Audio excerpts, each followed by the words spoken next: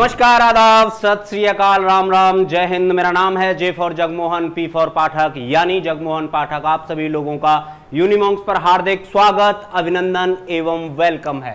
तो भाई last time मैंने आपको बेटा हम क्रिया पढ़ रहे थे और क्रिया पढ़ते टाइम मैंने आपको नाम धातु यहां तक कंप्लीट करा दिया था और नाम धातु में मैंने बता दिया था आपको कि भाई किस तरीके से हम, जैसे एक चिकना शब्द था तो क्या है चिकनाना, गर्म यानी गर्माना, लंगड़ा यानी लंगड़ाना, ये सारे शब्द मैंने आपको यहां तक करा दिए थे। ठीक है भाई, आगे बात करते हैं और आज हम यहां से पढ़ने वाले हैं सम्मिश्र धातु से।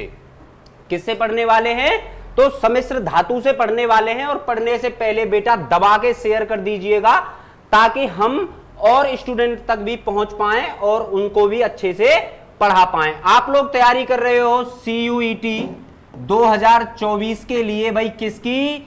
200/200 की। हाँ दोस्तों, बिल्कुल बेटा 200/200 की ही तैयारी हम लोग यहां पर कर रहे हैं। किसके लिए? तो CUET 2024 के लिए। चलिएगा स्टार्ट करते हैं पहले से। देखिए लिख क्या रहा है कि सम्मिश्र धातु, कौन सी धातु? तो सम्मिश्र का मीनिंग क्या है भाई? मिश्र का मीनिंग होता है यानी मिला देना। ठीक है, तो कैसे कि संज्ञा, विशेषण और क्रिया विशेषण के शब्दों के बाद करना या होना की क्रिया पद लगाकर बनने वाले जो शब्द होते हैं वो बेटा क्या कहलाते हैं? सम्मिश्र धातु कहलाते हैं। दोबारा समझिएगा मैं कहना क्या चाहता हूं। मैं कहना यह चाहता हूं कि संज्ञा, विशेषण और क्रिया विशेषण के शब्दों के बाद क्या, यानी कार्य का करना, यानी जारी है कार्य, बात समझ रहे हो मेरी? या फिर उस कार्य को क्या कर लिया गया है भाई? पूर्ण कर लिया गया है या कंप्लीट कर लिया गया है। उसमें क्या क्रिया करना या फिर होना क्रिया पद लगाकर बनने वाले जितने भी शब्द होते हैं वो क्या कहलाते हैं? वो सम्मिश्र धातु कहलाते हैं। बात कर लेते हैं, जैसे कि काम करना। मैंने अभी आपको बताया था कि किसी काम का होना या तो कंप्लीट हो गया है काम, या फिर क्या है भाई? काम अभी जारी है। बिल्कुल सही बात पकड़े आप। तो जैसे काम करना, काम होना, उत्तम होना, उत्तम करना। उत्तम का मतलब समझते हो? अच्छा। ठीक है, उत्तम का मतलब क्या होता है? अच्छा। उत्तम करना, धीरे होना, धीरे करना आदि शब्द आते हैं। अगर हम बात करें काम की या करने की बात की जाए तो कौन कौन से शब्द और किस प्रकार हम भाई इसमें लगाते हैं? तो काम करना, करना यानी नाम करना होगा क्या भाई? जैसे ही आप लोग DU, AMU, JNU और BHU ऐसी बड़ी बड़ी यूनिवर्सिटीज में जब आप एडमिशन लेंगे तो बेटा क्या होगा? सबसे पहले आपका नाम होगा। मेरी बात समझे? यहां तक कोई दिक्कत, कोई परेशानी नहीं हुई होगी। क्या होगा भाई? करना, यानी या तो यहां पे ये क्या कर रहा है, या तो यहां पर ये काम कर रहा है, या फिर क्या कर रहा है? तुम लोगों की तरह है अपना नाम कर रहा है। जल्दी से और तेजी से शेयर कर दीजिएगा भाई। आगे बात करते हैं होना। क्या होना? अब अगर नाम हुआ है, अगर नाम आपने किया है तो क्या होगा? नाम होना भी चाहिए। एक काम किया आपने कि नाम करना, यानी किसी चीज में आपने काम आरंभ किया। अब क्या हुआ कि आपने उस काम को किया तो जाहिर सी बात है कि आपका नाम होता है। मेरी बातें समझे यहां तक? चलिएगा आगे बात करते हैं। नाम करना, छेद करना, हत्या करना, होना यानी नाम होना, छेद होना, हत्या होना, खाना यानी मार खाना तुम्हारी तरह है भाई। पापा की परी और मम्मी के मगरमच्छों दबा के शेयर कर दीजिए ताकि हम एक एक बच्चे तक पहुंच सकें। बात कर रहे थे हम खाना की। बात किसकी कर रहे थे हम? खाने की, यानी मार खाना, रिश्वत खाना या फिर हवा खाना। ठीक है, आगे बात करते हैं देना। देना यहां पे एक और चीज आ जाएगा, जैसे कर्ज देना है तो आप अपने हिसाब से कोई भी शब्द बना सकते हो। चलिएगा बात करते हैं किस पे? तो देना। किस पे? देना। ये बेटा कौन से शब्द हैं? तो ये सम्मिश्र धातु के शब्द हैं। किसके शब्द हैं? तो ये सम्मिश्र धातु के शब्द हैं। चलिएगा, देना यानी दर्शन देना, कष्ट देना और धन्यवाद देना। आगे बात करते हैं आना, काम आना, पसंद आना है, पसंद आना पे तो तुम एकदम। चलिए आगे बात करते हैं नजर आना है, जाना, भाग जाना, खा जाना, पी जाना या फिर सो जाना। आगे बात करते हैं मारना यानी चक्कर मारना, डींगे मारना, डींगे मारने का मतलब समझते हो, बड़ी बड़ी जो हाँकते हैं वो वाली चीज। और कौन सा है, झपट्टा मारना है, कोई भी चीज आई तो उस पे क्या किया हमने, एक जोर से झपट्टा मारा यानी उसको लेने की कोशिश की। चलिएगा भाई, आप लोग स्क्रीनशॉट लेना चाहें स्क्रीनशॉट ले सकते हो, और मेरे साथ साथ जब तक आप अपनी लिखने की हैबिट नहीं डालोगे तो क्या होगा कि आपकी समझ में केवल जहां तक मैंने पढ़ाया है वहां तक समझ में आएगा। लिखने से क्या लाभ होता है ना, लिखने से लाभ होता है जब भी हम देखते हैं तो हमें जो पढ़ाया हुआ अगर हम भूल गए हैं तो वो हमें याद आ जाता है। दोबारा से बता रहा हूं एकदम अच्छे तरीके से, सम्मिश्र धातु क्या होती है, संज्ञा विशेषण और क्रिया विशेषण शब्दों के बाद करना या होना क्रियापद लगाकर बनने वाले धातु क्या कहलाते हैं, तो सम्मिश्र धातु कहलाते हैं। चलिएगा, जैसे काम करना, काम होना, उत्तम करना, धीरे होना, धीरे करना आदि। अगर हम बात होना ना की बात करें, भाई करना, भाई करना अगर बात की जाए बेटा मेरी बात समझिएगा, तो अगर ये आ गया कर, ये क्या है, ये शब्द है, कई प्रकार से डिफाइन हम इसको कर सकते हैं। कर को, कर मीन्स होता है एक तरीके से टैक्स लगा देना है, एक कर आपने सुना होगा कि टैक्स लगा देना। कर का दूसरा अर्थ क्या है, हाथ, हाथ है, कर यानी जुड़ जाना है, हाथ यानी जुड़ जाना। जब हम इसमें ना प्रत्यय लगाएंगे, क्या लगाएंगे, तो ना प्रत्यय जब हमने लगाया तो इसका मीनिंग क्या हुआ, इसका मीनिंग बदल गया। यानी करना, नाम करना, छेद करना, हत्या करना, होना, नाम होना, छेद करना, हत्या करना, खाना, मार खाना, रिश्वत खाना, हवा खाना, देना, दर्शन देना, कष्ट देना, धन्यवाद देना, आना, काम आना, पसंद आना, नजर आना, जाना यानी भाग जाना, खा जाना, पी जाना, सो जाना, मारना यानी चक्कर मारना, डेंगे मारना या झपट्टा मारना। चलिएगा आगे बात करते हैं, आप लोगों ने अब तक लिख लिया होगा। पांचवा क्या है, अनुकरणात्मक धातु। ठीक है भाई, ये क्या कहलाती है, ये है कि ध्वनियों से, किससे, ध्वनि यानी आवाज। मेरी बात समझ रहे हो भाई, ध्वनि कितने प्रकार की होती हैं।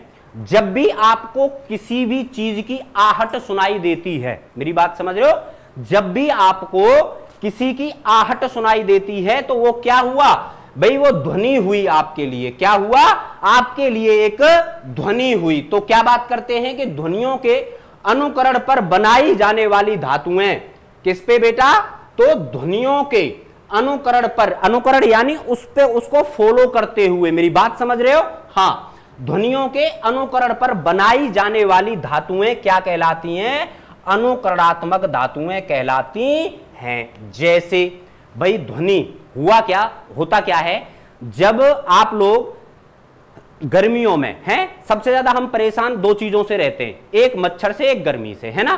तो मच्छर क्या करता है, मच्छर को आपके कान पर आकर भिनभिनाना पसंद है कि सावधान हो जा, मैं तुझे काटने चला आया हूं, तुझसे रोका जाए तो रोक लेना। आप क्या करते हो कि ठीक है कोई बात नहीं, आजा भैया खून चूस ले, वैसे भी दुनिया चूस ही रही है? तो धातुएं अनुकरणात्मक कहलाती हैं, किस लिए, क्योंकि ध्वनियों के अनुकरण से, ध्वनियों के अनुकरण से। जैसे कि भिन भिनाना, भिन भिन यानी भिन भिनाना, टन टन यानी टनटनाना, हिन हिन यानी हिन हिनाना, और झंझन यानी झंझनाना, खटपट खटखट यानी खटखटाना। यहां तक बात मेरी समझ गए, कोई दिक्कत कोई परेशानी नहीं आने वाली है आपको। चलिए आगे चलते हैं।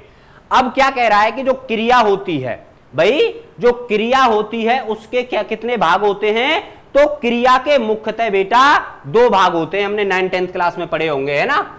जब 9th-10th क्लास में आप लोग क्या पढ़ते हो, जब आप लोग बेटा एक सब्जेक्ट होती है हमारी क्या, हिंदी व्याकरण, क्या होती है, तो हिंदी व्याकरण हमारी सब्जेक्ट होती है। जब हम इन चीजों को पढ़ते हैं 11th-12th क्लास में अगर आपने ना पढ़ा होगा तो कोई बात नहीं, आपके sir J for Jagmohan, P for Pathak आपके साथ हमेशा मौजूद हैं। ठीक है भाई, आप लोगों से सिर्फ इतना ही निवेदन है कि आप लोग कंधे से कंधा मिलाकर चलिए यूनिमॉन्क्स के साथ। आपको बेटा 100% टाइल सिलेक्शन जो देने की क्षमता है एक इकलौते यूनिमॉन्क्स में। चलिएगा आगे बात करते हैं। तो क्रिया के कितने मुख्यतः दो भेद होते हैं, कौन कौन से बेटा? अकर्मक और सकर्मक। कौन कौन सी क्रिया बेटा? तो अकर्मक क्रिया और सकर्मक क्रिया। चलिए देख लेते हैं पहले कि अकर्मक क्रिया में क्या क्या है ना। तब तक आप लोग अगर लिखना चाहें तो लिख लीजिएगा, मैं 1 मिनट पानी पी लेता हूं।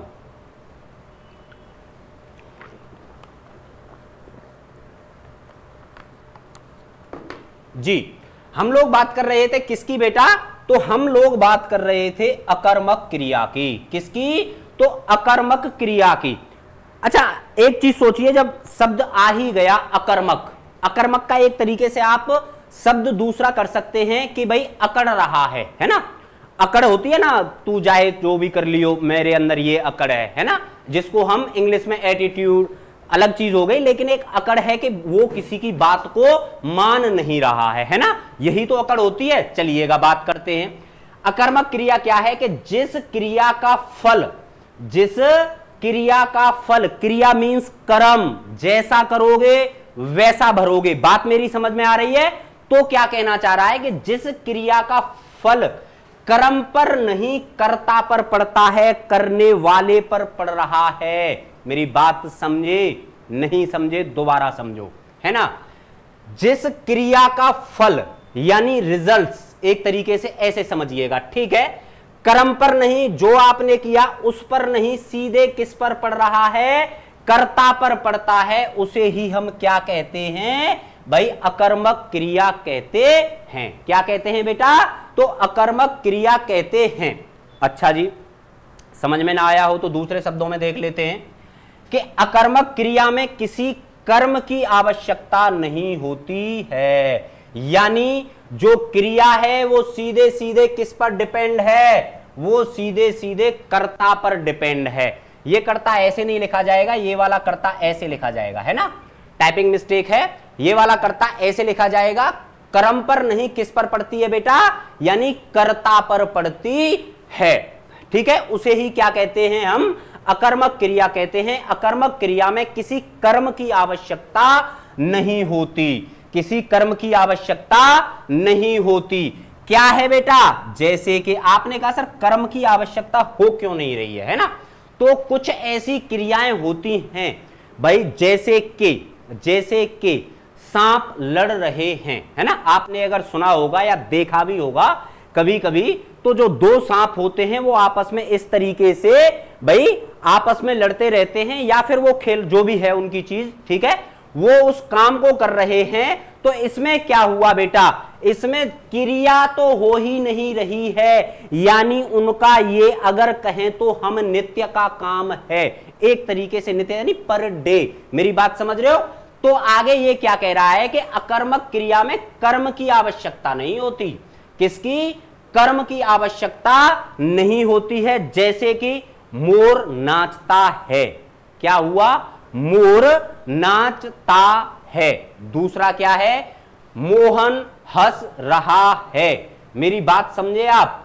इसमें आपको कहां पर कर्म की आवश्यकता पड़ी ही नहीं। क्या हुआ कि जो आपका मोर था वो आपने किस तरीके से देखा? वो आपने नाचते हुए देखा, है ना। कैसे देखा है? तो नाचते हुए देखा है। और जो ये मोहन है भाई, हो सकता है मोहन क्या देख रहा हो? Mohan comedy nights with Kapil देख रहा हो, है ना। तो क्या कर रहा है मोहन? मोहन हंसता है। मेरी बात यहां तक समझ में आई या नहीं? जल्दी से कमेंट करके बताइएगा। आगे बात करते हैं कि सभी स्वाभाविक क्रियाएं जैसे हंसना, ये कौन सी क्रिया है? स्वाभाविक है ना। हमारे अंदर भाई नेचर ने पहले से डाल के दी है। जिस टाइम पर भाई कोई बेबी बच्चा पैदा होता है ना भाई, जिस टाइम पर बेबी बच्चा पैदा होता है तो क्या करता है वो? सबसे पहले, है ना, उसके रोने की आवाज आती है। तो ये क्या हुआ? ये नेचर के द्वारा या गॉड के द्वारा हमें दिया हुआ क्या है? एक गिफ्ट कह लीजिए, या फिर ये हमारा स्वभाव है, या फिर उसने भाई प्रत्येक जो जीव है उसको ऐसा ही बनाकर भेजा है। मेरी बात समझे? तो सभी जो स्वाभाविक क्रियाएं हैं जैसे हंसना, रोना, चिल्लाना, नाचना आदि कौन सी क्रियाएं हैं? तो याद रखिएगा मेरे लाल, मेरे पीलो, पापा की परियों और मम्मी के मगरमच्छों कि ये कौन सी क्रियाएं हैं? तो ये अकर्मक क्रियाएं हैं। बात मेरी समझे? कौन सी क्रियाएं हैं बेटा ये? तो ये अकर्मक क्रियाएं कहलाती हैं। चलिएगा अच्छे से या तो स्क्रीनशॉट ले लो या फिर जल्दी से हम लोग क्या करते हैं भाई, आप लोग लिख लीजिएगा। 1 मिनट का आपके पास टाइम है ना? तो ये वाला जो करता है ये वाला करता नहीं है, ये वाला करता है। ठीक है, आगे बात करते हैं। चलिएगा जल्दी से आप लोग स्क्रीनशॉट ले लीजिए या फिर आप लोग जो लिख रहे थे वो चीज लिख लीजिएगा ताकि हम लोग आगे चलें। चलिएगा आगे बात करते हैं और आज हम इसको यहीं पे एंड करेंगे। ठीक है भाई, कल मैं आपको यहां से आगे इसमें कराऊंगा। ठीक है, तो दूसरी क्या है बेटा? सकर्मक क्रिया। कौन सी? सकर्मक क्रिया। बात देख लेते हैं ये क्या कहना चाहता है। ये कह रहा है कि जिस क्रिया का फल अब आपकी समझ में आएगा। वहां क्या हो रहा था? वहां हो रहा था कि क्रिया का फल किस पर नहीं पड़ रहा था या किसकी आवश्यकता नहीं थी? तो बेटा कर्म की आवश्यकता नहीं थी। यहां क्या कह रहा है? यहां कह रहा है कि जिस क्रिया का फल किस पर पड़ता है? डायरेक्टली उसके कर्म पर पड़ता है। किस पर पड़ता है? तो कर्म पर पड़ता है भाई। ठीक है, तथा जिसके प्रयोग में कर्म की अनिवार्यता होती है। अनिवार्यता मींस क्या होता है कि आवश्यकता 100%। क्या चीज भाई? आवश्यकता 100%। ठीक है, तो क्या कह रहा है ये? दोबारा से बता देता हूं कि जिस क्रिया का फल किस पर पड़ता है? सीधे कर्म पर पड़ता है, तथा जिसके प्रयोग में कर्म की अनिवार्यता बनी रहती है उसे हम क्या कहते हैं? उसे हम सकर्मक क्रिया कहते हैं। उसे क्या कहते हैं? हम सकर्मक क्रिया कहते हैं। आप लोग शेयर कर रहे हो कि नहीं कर रहे हो? भाई दबा के शेयर करिएगा ताकि हम लोग 2024 में बेटा धुआं कर देंगे। एक यूनिवर्सिटीज में जो टॉपर बच्चा होगा वो हमारा ही होगा। चलिएगा आगे बात करते हैं। जैसे कि भाई ये क्या कह रहा था कि क्रिया का फल क्या किस पे पड़ रहा है? कर्म पर पड़ रहा है, और जिसके प्रयोग में कर्म की क्या होती है? अनिवार्यता बनी रहती है। माफी चाहूंगा। आगे बात, जैसे कि राम, देखो बेटा ये क्या आ गई? ने क्या किया? राम ने बेर खाए, है ना? किसने बेर खाए हैं? तो यहां सीधे के सीधे किस पर? यानी कर्म पर पड़ता है। क्या किया राम ने? राम ने क्या किया? बेर खाए। मेरी बात समझे आप? राम ने बेर खाए। किसको किसने मारा? तो राम ने रावण को मारा। समझ में आ रही हैं मेरी चीजें? अच्छे से समझ में आ रही हैं? दबा के शेयर कर दीजिए, लाइक कर दीजिएगा। आगे बात करते हैं। किसने मारा? राम ने मारा। किसको मारा? इस ने का याद रखिएगा, इस ने को याद रखिएगा। रावण को मारा। बच्चे क्या देख रहे हैं? बच्चे सीरियल देख रहे हैं। अनुराग ने क्या खरीदा है? तो अनुराग ने फल खरीदा है। अनुराग ने क्या खरीदा है? तो अनुराग ने बेटा फल खरीदा है। दोबारा बता देता हूं कि सकर्मक क्रिया, जिस क्रिया पर क्या पड़ता है? फल कर्म पर पड़ता है, जिसके प्रयोग में कर्म की अनिवार्यता होती है उसे हम सकर्मक क्रिया कहते हैं। जैसे राम ने बेर खाए, राम ने रावण को मारा, बच्चे सीरियल देख रहे हैं। अनुराग ने क्या खरीदा है? तो अनुराग ने फल खरीदे हैं। ठीक है भाई, समझ में आ रहा है? एकदम अच्छे से समझ में आ रहा हो तो भाई जल्दी से शेयर कर दीजिएगा। चलिएगा एक काम और कर लेते हैं, थोड़ा सा इससे आगे और पढ़ लेते हैं, फिर हम अपनी क्लास को बंद करेंगे। ठीक है, चलिएगा यहीं तक रहने देते हैं, कल यहां से आगे स्टार्ट करेंगे। आशा करता हूं आपकी क्लास आपको बहुत अच्छी लगी होगी। कल मिलते हैं इसी टाइम पर, तब तक के लिए नमस्कार, जय हिंद।